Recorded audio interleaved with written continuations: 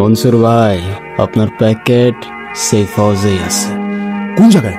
Safe হাউসের বাইরে একটা পিকআপ আছে, ওটার ইঞ্জিন বক্সে। হেই ফিরোজের ফোন দে তো, ফোন দিয়ে জিজ্ঞেস কর সেফ হাউসের বাইরে কোনো পিকআপ আছে নাকি নাই। হ্যাঁ ফিরোজ, দেখ তো সেফ হাউসের বাইরে কোনো পিকআপ আসেনি। ও আছে তো না পিকআপ। তাড়াতাড়ি যা, গিয়া ইঞ্জিন বক্সটা চেক কর। জানো মাল পাইছি তো। হাই, মাল পাইছে। 200 প্যাকেট পাউডার, কমসে কম 30-40 লাখ টাকার মাল আপনার পোলাবানের চোখের সামনে দিয়া আপনার লকার থেকে গায়েব, আমার পিকআপের লোডেড, আর আমি আপনার সামনে। জিজ্ঞাসা করেন কেন?